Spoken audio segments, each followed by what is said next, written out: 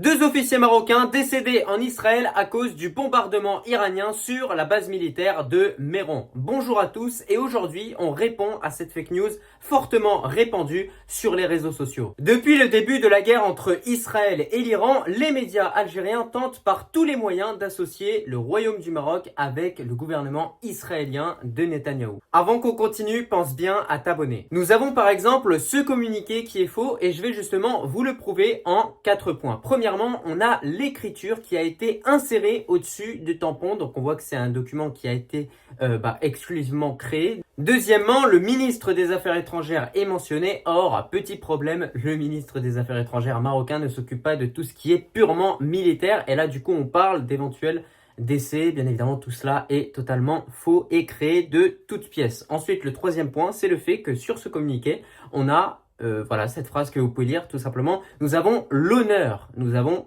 d'accord? On est en train de parler d'un décès, de quelque chose de très grave. Et donc, ils sont en train de mettre, nous avons l'honneur de porter ceci à votre connaissance. Donc, on voit clairement que c'est typiquement incohérent. Et enfin, on a surtout 3 langues qui sont visibles au niveau de ce communiqué, de l'arabe, de l'anglais et du français.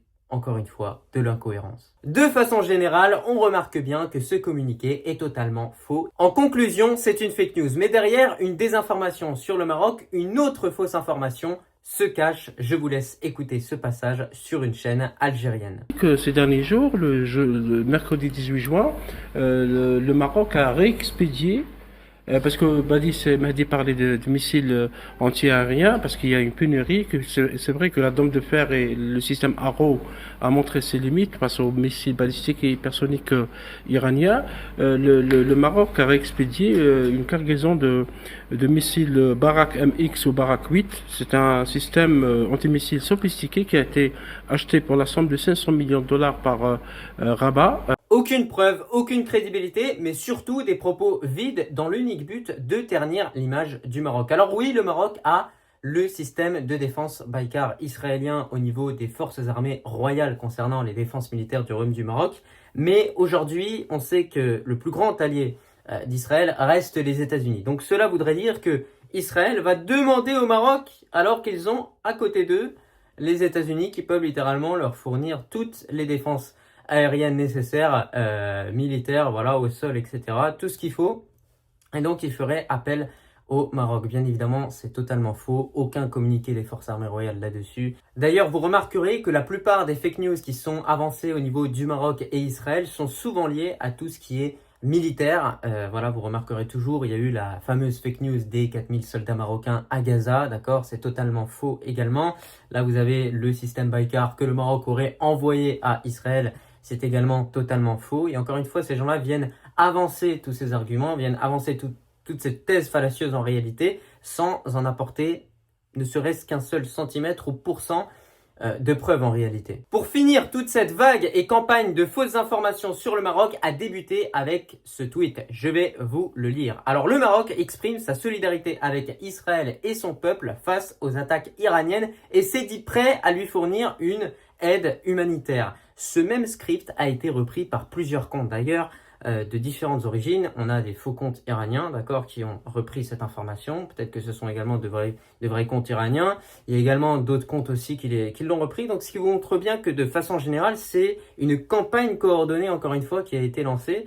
Voilà, c'est vraiment quelque chose, tout un processus qui est vraiment très très bien organisé, très très bien orchestré, encore une fois, pour provoquer, on va dire, de l'émotion dans l'opinion publique et la société marocaine vis-à-vis de cette information, voilà. Alors que à l'heure actuelle, la diplomatie marocaine s'est exprimée seulement une seule fois vis-à-vis de tout cela pour condamner les attaques sur l'État frère du Qatar. Uniquement là-dessus. À part ça, le Maroc ne s'est pas du tout exprimé sur depuis le début de cette guerre justement entre Israël et l'Iran. Le Maroc s'est pas du tout exprimé, n'a ni pris parti pour un côté ou l'autre. Le Maroc a dit concrètement, ça nous regarde pas à l'heure actuelle, on ne prend pas la parole là-dessus.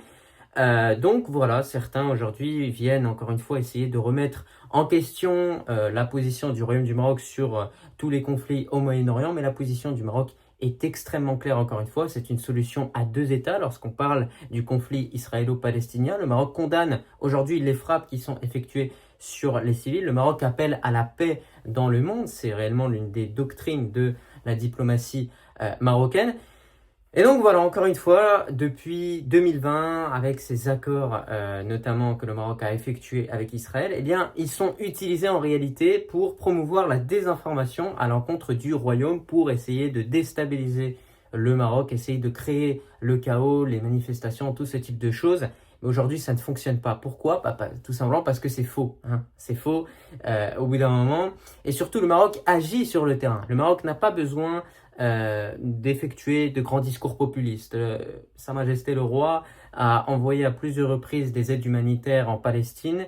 Le Maroc, ça ne fait pas que depuis le 8 octobre 2023 qu'il est en train d'aider la Palestine, mais ça fait depuis déjà des décennies, tout au long de son histoire. Donc aujourd'hui, il n'y a absolument rien à prouver.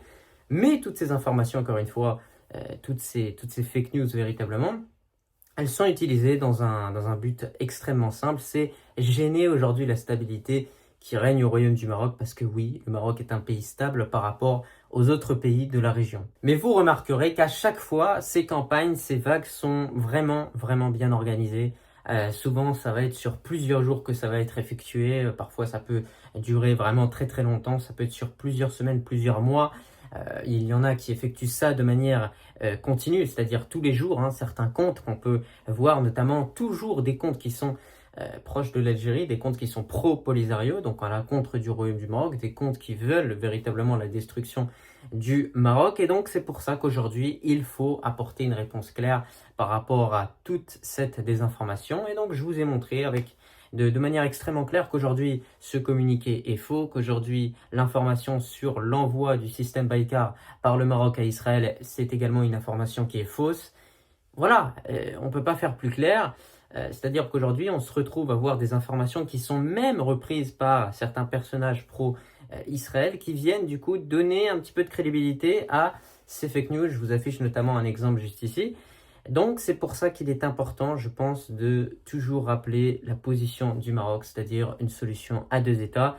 Et le fait aujourd'hui que le Maroc ne s'est même pas encore exprimé sur cette guerre entre Israël et l'Iran. Et pour moi, c'est une très bonne chose que le Maroc ne se soit pas exprimé là-dessus, parce que ça ne regarde pas le Maroc. Le Maroc n'est pas du tout impliqué dans cette guerre-là. En tout cas, je te remercie si tu as regardé cette vidéo dans son entièreté, et je te dis tout simplement à la prochaine. Allah al-Watan al-Malik.